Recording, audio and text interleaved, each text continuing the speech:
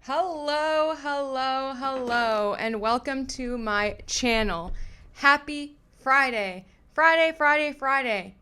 But this video is going to be a little different from all the other videos because today what we are talking about is the pattern of Ryan Reynolds allegedly stealing people's ideas, harassing them, publicly mocking them, and much, much worse.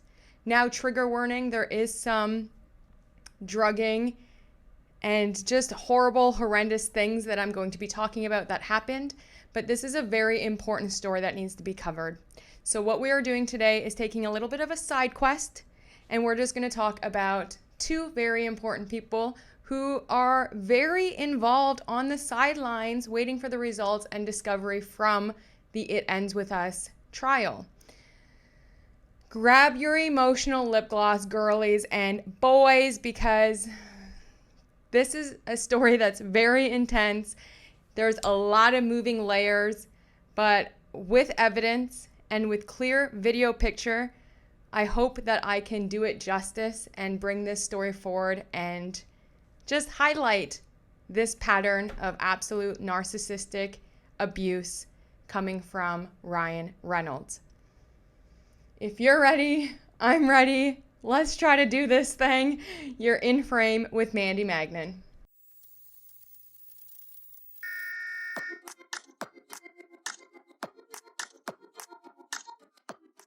Okay, this story is going to be very complicated. So as I said before, I'm just going to dive right in, and I hope that, we can follow along and it makes sense because there is a lot going on here. And when I originally went down this deep dive, I really wanted to talk about a few things. So many things came out at me. Like I was going to talk about Ryan Reynolds' group initiative, that he was also working with Scooter Braun, Tay Swizzy's, hello, what a best friend. Or how Ryan Reynolds always makes fun of his wife, Blake Lively, for years and years and years, have publicly insulted her, humiliated her on social media, took jabs and things like that, which I've already gone over. And from Blake's own mouth on the tour of It Ends With Us, just says, I just love love. I just love romance. I love love. But yet her husband, for years, only degrades her, insults her, and bullies her online. That was something that I wanted to talk about, but I had already talked about that before. And that to me is a huge sign if you're willing to do that in public. Like, what are you doing behind closed doors?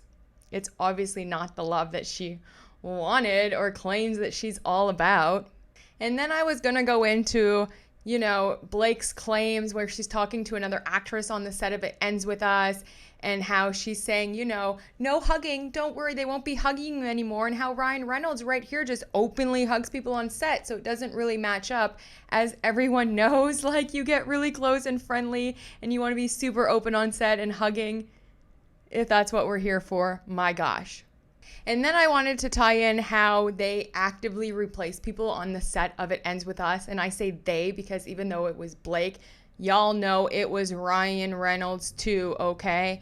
So I really did want to talk about, how they had so many people fired.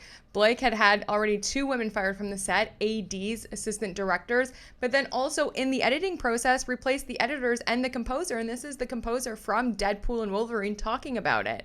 Which is having the 2 top movies in the universe, Deadpool and Wolverine, and then Mrs. Ryan Reynolds across the Cineplex aisle, and It Ends With Us, Blake Lively. Did you score them at the same time? Were they sequential? Were they on top of each other?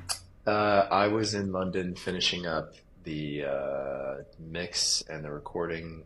We actually still had a session left, so there was like a week of recording left on Deadpool, and I suddenly get a text from Blake, and she sent a little video saying, I'm doing this thing, need a score. Can you deliver it in a week? And I said, I don't think a week, but maybe three if we have three. So that materialized, and yeah, so it was sequential. Was able to kind of finish up Deadpool, but I was going from the dub of Deadpool and going back to the studio at night working on Blake's film. So In a it was a little week. nutty. Well, Is that a it month ended up being ambitious? about a month. But I mean, the initial pitch, like just hearing that, is that the most ambitious ask you've ever? We get it. Or we can talk about the Van Zandt, the inactive company that they used to file a fake lawsuit, or how now people are looking into all of his non-profits and they're actually allegedly not non-profits and there's some tax evasion going in, or how far deep his hands reach into other people's pockets and they are tied into the Time 100, the Hollywood Reporter, WME, etc., etc., etc. But really, there is only one story today that I want to talk about, and I think it needs to be talked about. And it involves the gaming community, a man named Brett McDouglas, and his wife, Ieko Ishiwata. I'm so sorry if I butchered your name, but this is the story. I have affidavits, court documents, video comparison, and we're going to get into it right now. And it's just a wild, wild story. Everything in this video is from my opinion, is all alleged, as well as for entertainment purposes only. Thank you. Anyone following the It Ends With Us court dockets and case, or if you're on this channel, we go over them quite a bit. You'll notice that Brett Douglas McDowell has intervened and submitted letters on 3 separate occasions, on May 22nd, as well as on May 27th, and then again recently as of June 2nd, 2025. And it is very important for them because they are keeping eyes on the discovery of this case because of what happened to them. So this is just one of the letters that Brett submitted to the court. This one was submitted on May 22nd, so this was the first original one. And they're just saying that they want to intervene pursuant to the federal rules of civil procedure. To please take notice that upon the accompanying memorandum of law and support to intervene and proposed complaint in intervention, Brett Douglas McDowell will move this court on a date and a time to be set by the court, and filed this one as the latest of June 2nd, 2025. And this is also, again, to the Honorable Judge Lehman. This is also from Brett Douglas McDowell. Respectfully submits this notice to address recent developments suggesting that the parties may imminently settle or narrow the above captioned matter. Movent is not a party to the action, but has filed a Rule 24 motion seeking limited intervention and preservation of access to discovery materials that reference his name, likeness, or protected disclosures concerning symbolic retaliation, identity targeting, and reputational harm. Recent filings, including the withdrawal of emotional distress claims by plaintiff Blake Lively and the corresponding motion by defendants, increase the likelihood of imminent settlement or a stipulated dismissal. Movent is concerned that such developments, if finalized, without addressing its pending Rule 24 motion, could result in the sealing, redaction, or omission of documents that directly concern his interest without opportunity for review, objection, or clarification for the record. They have a real interest in the discovery of what they find out about DeadPool. And now let's get into why that is. And this story is very sad, but I think that it truly, truly shows how this is a pattern for Ryan Reynolds, how he publicly shames people, how he makes characters based off other people's personalities or experiences, and how he literally will use real life situations to further mock and disparage and harass other people whenever he feels like it. Let's go. Now, please bear with me because I really don't know how to give you all of the information that I have at this point without it being kind of all over the place. And I hope it's not. I hope at the end of it, we could all, make it make sense. So I'm trying to just piece this together the best that I can. So what I thought that we would do first is just read the testimony from Ieko Ishiwata about her alleged, again, story about her experience with Ryan Reynolds. Now, this is all about the gaming community. It has to do with Mystic Quest. It has to do with Free Guy. It has to do with a lot of other stuff, but let's just read her statement that she posted on Twitter, and I hope that it will give, a good example, or like it will paint the picture of what we will be talking about, pretty much. This is her statement from Twitter. This is Ieko. My husband, Douglas McDowell, is a former double stand-in on Deadpool 2. This is what happened. This statement is based solely on my personal experiences, observations, and interpretations. I share this information to explain how certain events have affected my life and work. Okay. I do not intend to assert or imply any definite legal or factual conclusions, nor am I alleging that any specific individual or entity engaged in unlawful or actionable conduct. She has to write that because these allegations are cray-cray. My husband and I started speaking out about this publicly since 2021. I am a recognized figure in Montreal's indie gaming community. In 2017, I experienced an incident at the Game Developers Conference, GDC, in San Francisco that significantly impacted my career. In my personal experience, I believed I was drugged at the Snowcastle Games booth promoting Earthlock. I'm not accusing anyone specifically, but this has been my genuine belief based on how I feel at the time. Following this event, I was not invited to contribute to any new projects, including Snowcastle Games, where they had previously indicated in writing that I would be the music director on Earthlock 2 and 3. To my understanding, this commitment was not upheld, and I was ultimately excluded from future projects. I suspect my exclusion may be related to me reporting what I believed to be a drugging incident. In response to challenges from this incident, my husband Brett McDowell and I founded Studio Ishiwata to rebuild my career and create new opportunities. It appears that on Earthlock 2, my role as composer has been assigned to a male composer. Before our game's crowdfunding campaign and trailer reveal, my mother-in-law came across the show Mythic Quest and suggested that my husband watch it because something was weird. It was a series about videos and game development created by Rob McElhenney. Rob McElhenney. And produced by Ubisoft. The show featured a character whose name, appearance, social media themes, and scene location seemed strikingly similar to my own experience at GDC. Rob is also a business associate and friend of Ryan Reynolds. Yeah, they own Wrexham together, if we remember. He was also cast in Deadpool and Wolverine. In the same scene, set at a convention with a character named Ieko, also pronounced as Ieko, in the scene, a character wearing an ankle monitor is introduced. Other characters experience discomfort, indicating that they don't want to know what he did.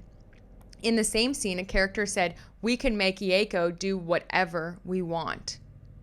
This immediately reminded me of how someone might behave when drugged, as this is often, to my understanding, the motive for drugging someone, and I personally felt the scene might be referencing or trivializing my experience at GDC, where I believe I was drugged. I also recently became aware of public allegations against Diddy, who is represented by WME, the same agency where Rob and Ryan Reynolds are or have been represented. Diddy even made a guest appearance on the It's Always Sunny in Philadelphia with Rob, demonstrating their professional connection. These allegations are not mine, and I have no firsthand knowledge of them. I reference them here only to illustrate the multiple public figures at WME have faced serious accusations, whether founded or not. I noticed several parallels in Mythic Quest, from the artwork to specific design features that appeared similar to some or are publicly shared concepts at Studio Ishiwata. In addition to the Ieko character, I noticed the show's female protagonist appeared to resemble me at GDC. Now, everything I'm reading here, I will show videos after. So this is just the story, and then we're going to get into the actual details and the video proof that they have of the comparisons, and it's wild, okay? In addition to the Aiko character, I noticed that the show's female protagonist appeared to resemble me at GDC. I wonder if they drew upon public photos from me at that time. Similarly, another supporting character's storyline and appearance reminded me of personal aspects of my husband, Brett. Rob McElhenney, I'm so sorry, one of the creators, visited Ubisoft Montreal during the show's development to gain insight into game development, which influenced the show's authenticity. At the time, we were active in this game development scene with connection at Ubisoft and attended Ubisoft events in Montreal. In one episode, Rob's character sends a character resembling Brett to the basement. Y'all hear that? In one episode of this show, Rob's character sends Brett, her husband, a character that looks exactly like him, to the basement, seemingly out of jealousy or feeling threatened. This detail stood out to us because it mirrors a public claim made by Justin Baldoni, who stated in a voicemail that Blake sent him to the basement during a movie premiere. We found this to be one of the several striking parallels between our experiences and the issues Baldoni described in his public statements. Ryan Reynolds' Free Guy also reflects elements of our story. The movie's plot revolves around two game developers, one male, one female, whose intellectual property is stolen. The main characters bear a strong likeness to Brett and myself during our time in Montreal. Ryan Reynolds himself has publicly mentioned about this movie Free Guy that it's a true story, which I think makes it all the more powerful on August 13, 2021, adding to the parallels. Before Ryan Reynolds' Instagram descriptions were removed, it said it's based on a true story. I think in theaters now. #Free Guy. At this time, it has been removed. Please refer to the link, and we will, provided below. I changed Brett's appearance to align more with games so he wouldn't intimidate JRPG fans. The protagonist of Mythic Quest and the antagonist of Free Guy appear to be inspired by James Vanderberg, also known as the Dark Lord, a well-known industry figure in Montreal and the subject of the documentary Playing Hard. Jason was present at the GDC incident and is known for his distinctive persona in the gaming industry. Additionally, he posted a Moana meme featuring Maui on social media that seemed to seek praise by Rob, reflecting a level of familiarity between the two. This, combined with Jason's public presence, unique persona, and observed interactions with Rob, leads us to believe that both characters have been influenced by him. There appears to be a consistent pattern in Ryan Reynolds' work. It seems like elements from his projects are inspired by real-life events and relationships, from mentions of Hugh Jackman's real-life experience in the movie DeadPool to Justin Baldoni's public accusation that Nicepool from Deadpool and Wolverine was based on him. There's a pattern of blending fiction with reality. It seems reasonable to conclude that Free Guy and Mythic Quest may also draw from the reality of our own experiences given the striking parallels. What's frustrating is that no effort was made to acknowledge or support us during such a challenging time, despite apparent connections in our contact with Leslie Sloan. Leslie Sloan is also involved in the Blake Lively and Justin Baldoni dispute. We have been corresponding with Disney, and yet it seems like no genuine effort was made to initiate an investigation into these matters. We have spoken with Disney's lawyers.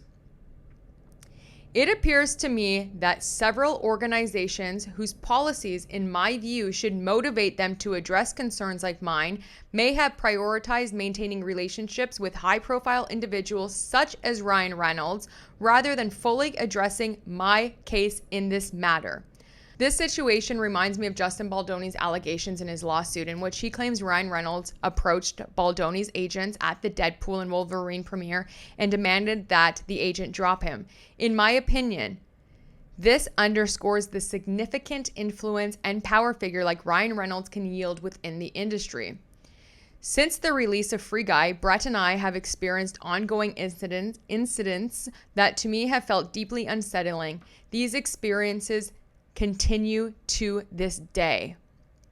We suspect that Ryan Reynolds could be engaging in actions that, in our view, feel remnants of the alleged media harassment and bullying reported by Justin Baldoni's lawyers, Brian Freeman, regarding the character Nicepool from Deadpool and Wolverine. If what Justin Baldoni says is true, a reasonable person might wonder whether Ryan Reynolds would be willing to do the same thing to us for speaking out. It boils my blood that Blake continually says that she has a smear campaign and is being further harassed every time the Wayfair peoples defend themselves for speaking out, when Ryan Reynolds actively has been harassing these people for speaking out. For example, Reynolds invested in a studio on McDowell Gate in Markham, Ontario, a name that mirrors my husband's surname and also parallels with the gaming industry's Gamergate.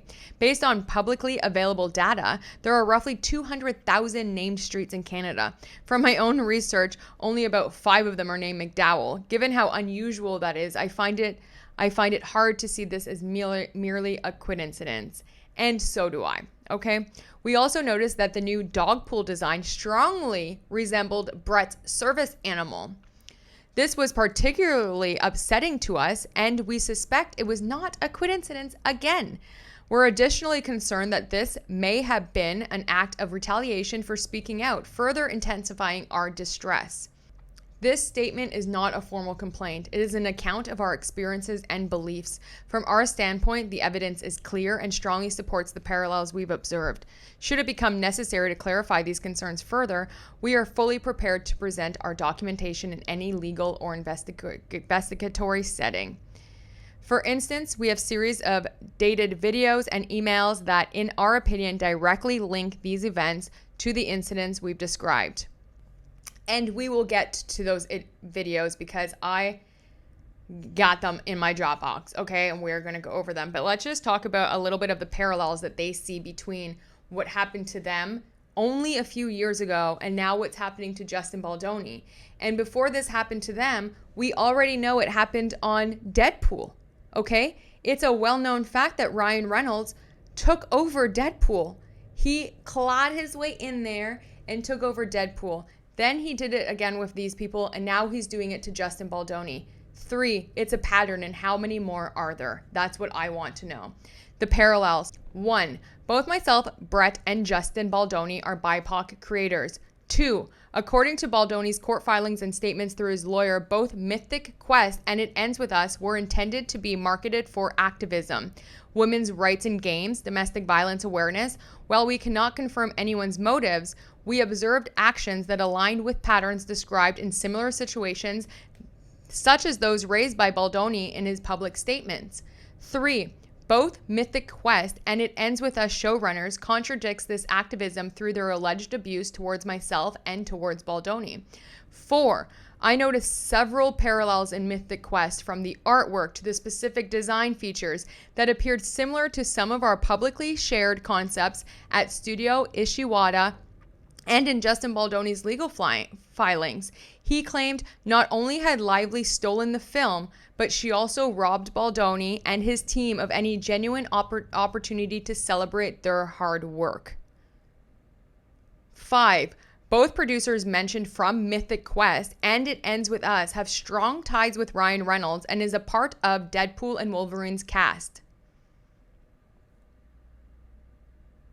Both producers mentioned in Mythic Quest and It Ends With Us have ties to Ryan Reynolds and Rob and Deadpool and Wolverine. Wow. From our perspective, Ryan Reynolds may have trivialized or made light of several serious matters in Free Guy and Deadpool and Wolverine, including my alleged drugging and its impact on my livelihood and career as a composer and game developer. 7. Justin Baldoni's harassment allegations involving Blake Lively and potential intellectual property issues. We believe our likeness and creative work were used in ways that minimize or co-opted these incidences. Notably, Free Guy was released after the concerns we raised regarding Mythic Quest, and Deadpool and Wolverine was released following issues related to It Ends With Us, highlighting a pattern of parallels between our real-life experience and these films. 8. Sean Levy. Let's not forget about that guy. Sean Levy, who is originally from Montreal, directed both Free Guy and Deadpool and Wolverine. My husband Brett and I also lived in Montreal, which is notable given the city's influence on Mythic Quest. For instance, Rob visited Ubisoft Montreal for research. We find these overlapping Montreal connections striking in light of the parallels we've observed. 9. Both Free Guy and Deadpool and Wolverine are maximum effort productions distributed by Disney.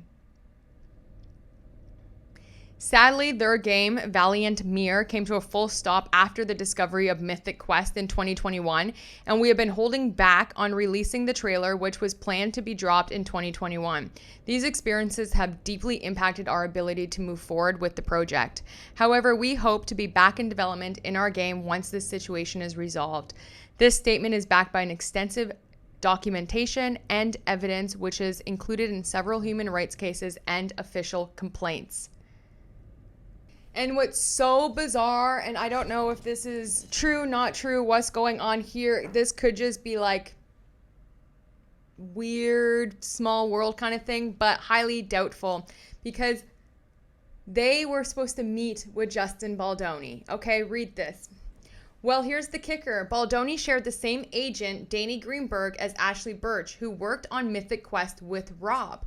But Ashley wasn't signed until 2023, so it's possible Baldoni became aware of what happened to Ieko and me through that shared agent. It's also worth noting that Liz Plank was involved with both Free Guy and Wrexham and spent time in Montreal, overlapping with our time there, which means she could have had knowledge of Ieko's experiences. Given those connections, it's entirely possible Liz may have heard about what happened, whether through direct contact, PR networks, or industry chatter. The possibility adds yet another thread to the growing picture of who may have known what and when. Liz Plank was already involved and may have confirmed it later. But that connection alone could not have created a situation where Baldoni had every reason to defend himself against the same kind of treatment we experienced. In fact, we've both been subjected to the same kind of coordinated treatment. The fact that Baldoni was attending an event for PTSD service dogs for veterans support, the fact that Baldoni was attending an event for PTSD service dogs for veterans supports the idea that he knew but may have been under an NDA. Still, being a good guy, he may have tried to do something quietly, or perhaps they feared he would, which is why he became a target. And if that's the case, then his PR choices weren't retaliatory. They were rational acts of self-protection for Justin Baldoni in the face of a system already turning against him. Notably, Ashley Birch was hired around the same time as the script refinement and intimacy coordinator was hired April 5th to 7th. In that light, the dragging comment combined with his possible knowledge of what happened to Ieko and me suggests he understood how dangerous it is to stand in the way of coordinated PR and industry retaliations. That fear would have been well-founded, not paranoid. Baldoni was reportedly upset, and if he knew anything about our situation, I'm sure it weighed on his conscience. Because if he knew what happened to us, and there's evidence he did, then there's no way his actions could reasonably be called retaliation. They were a form of survival, tied to a larger issue of morality and responsibility. This may also explain why Baldoni became fearful, especially in the context of the dragon language he later used. If he had already seen what coordinated targeting looks like, then he wasn't just imagining danger. He wasn't reacting to real-world example of how the machinery works once it turns on someone. And it raises a difficult and important question. What if part of the reason Baldoni became a target was because he knew and quietly tried to speak up? If he had knowledge of what happened to us and took even the smallest action behind the scenes, that alone could have been enough to trigger the machinery around him. Because in systems built on image, control, and silent complicity, even subtle acts of conscience can be treated like betrayal. The veteran event makes this clear as day. It's not just that he was being targeted to protect a PR narrative. It may have also been about preventing him from following his conscience or from speaking out on something he already understood too well. I am a veteran and Starbucks was my service animal for PTSD. Now let's tie it all in together before we actually go into the video evidence and affidavits of everything that they have to prove that Ryan Reynolds is just a complete monster. In my opinion, alleged. Justin Baldoni appeared at the PTSD Service Dogs for Veteran events on October 24th, 2024. This event was publicly announced months earlier on March 21st, 2024. Exactly 1 week later, by October 31st, the New York Times had already embedded the text messages into their article as confirmed by metadata. The CRD was not filed until 2 months afterwards. As a veteran with a service dog, now this is coming from Brett Douglas McDowell. As a veteran with a service dog, I previously raised concerns involving Ryan Reynolds, including filing an official complaint. These concerns include DeadPool, the depiction of Nice Pool, the film Free Guy, the series Mythic Quest, EACO's reported drugging at the GDC 2017, and the erasure of Indigenous identity in Wolverine's portrayal, particularly in Deadpool 2 and X-Men Origin Wolverine. My union responded to my complaint around March 18th, 2024, coinciding with the announcement of the 9th annual New York Dog Film Festival. That could have been the point at which Baldoni may have become aware that I would not receive justice from my union. Given that Baldoni's participation in the event was likely known for months in advance, particularly by individuals such as Liz Plank, who has had a long-standing professional relationship with Ryan Reynolds, this timeline raises serious questions about the motivations behind both the New York Times article and the timing of the Van Zandt lawsuit. In my opinion, this sequence of events strongly suggests an effort to discredit Baldoni and potentially deter him from publicly supporting or speaking out about the concerns we've raised. And they did file complaints. This is just one of them. This is the affidavit. This was done on March 21st, 2022. It's the third affidavit from Brett Douglas McDowell. It's 55 pages, so in this video, I'm not going to go over every single thing, but I just want to read the first paragraph to you because it's kind of scary. But he does have all of the emails included. The disclaimer: this is a complex series of events, but remember that the film world is a circus. NXIVM was a sex cult in Vancouver that preyed on entertainers. Canada is not as boring as most of us have been led to believe. Hollywood has stories like Scientology, Harvey Weinstein, Bill Cosby, Rock Hudson, etc. Theatrical experiences are all part of the landscape. There is a reason they say there's no business like show business. The toxic film industry behavior is not contained in the industry as it once did before. Because of the internet and social media, it bleeds out into the real world as demonstrated how it bled out into Brett and Ieko's professional gaming life. So the game industry is no exception, and the two industries are now intertwined. No writer or storyteller would likely ever come up with a situation as crazy as this. Life is often stranger than fiction. This is the service dog, Starbuck, as shown as Exhibit A. You cannot tell me that does not look like DeadPool, okay? And Ryan Reynolds said that he scoured the entire world or something like that in order to find the ugliest dog to portray DeadPool. And wouldn't you know it? Identical. Sad. This is also a Form F-30 that he filed in the Supreme Court of British Columbia. It was filed by Brett Douglas McDowell to the BC Human Rights Tribunal.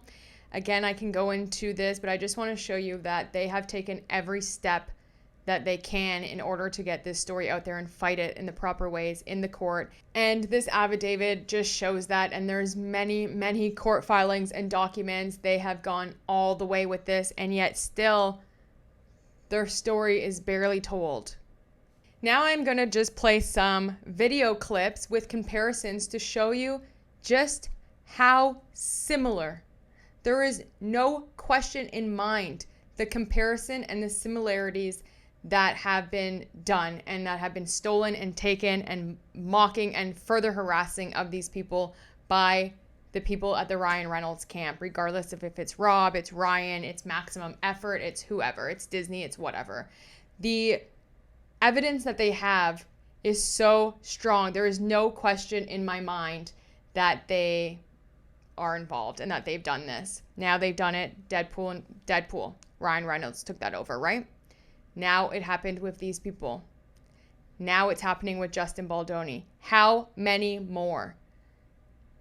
Let's just take a look at all of these videos. Meet Aiko. Aiko here is the future of the streamer hustle. A 3D model that I can completely control in a mocap suit. It's a one-time cost, she never ages, or gets a better offer, and we can make her do whatever we want.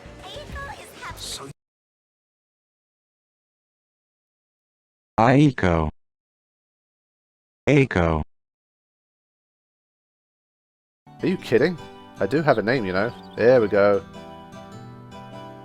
Aiko. Eco. Aiko. Aiko. I'm gonna call it Aiko. Aiko. Aiko is happy. Aiko. Aiko is happy.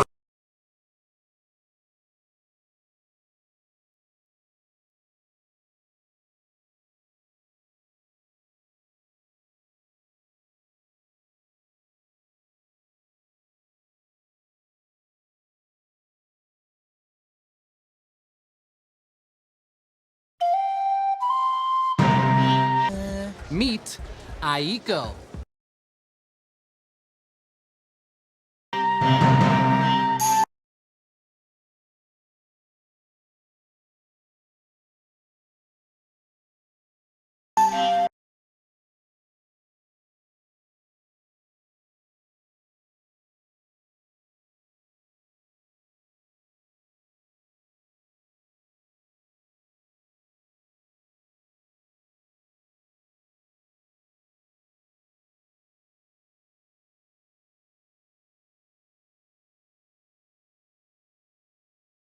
It is kind of creepy, if I have to admit it. My guy, I think, is a little bit better. Your guy's got an ankle monitor. Byron, what's that for? So You know what? I don't want to know. No one wants to know.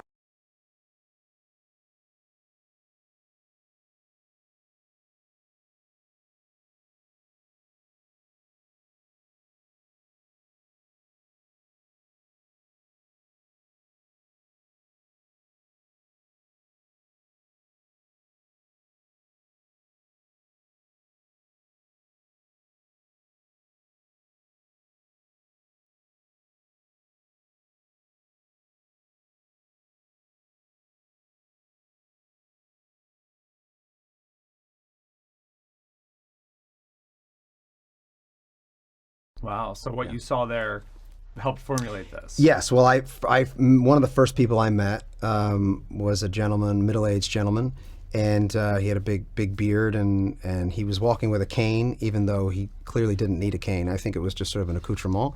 And I said, hello. He said, hello. I said, so what do you do? He said, I'm a creative director. And I was like, oh, that's interesting. What is a creative director? And he sort of like looked out into the distance and like took a moment, and he said, I build worlds. And I was like, can you excuse me for 1 second? And I left and I called Charlie and I was like, we need to do a show about these people. This guy is incredible.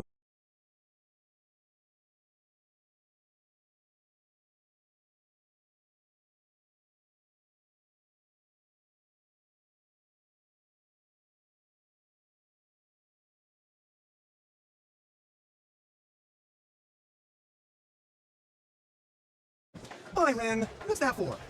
So, you know, I don't want to know.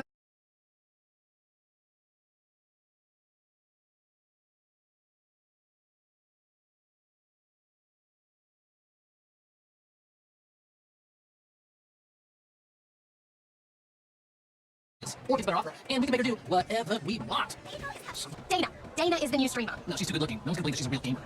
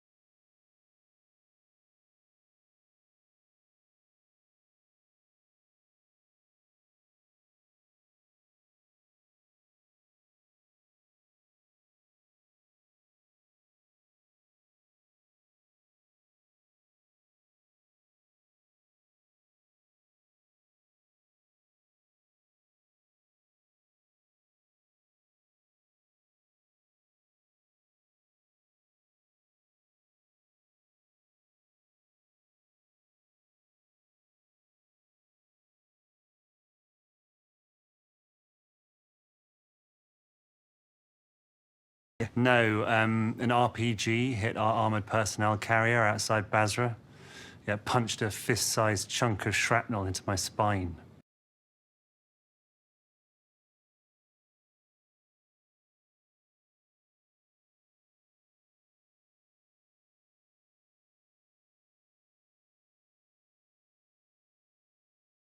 I heard that you have a bad back, so I got you a standing desk. Thank you. That's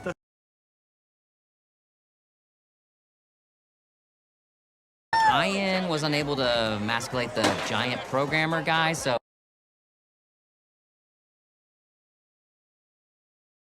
A lot of indigenous tribes, and I think the locals... Should I be taking notes?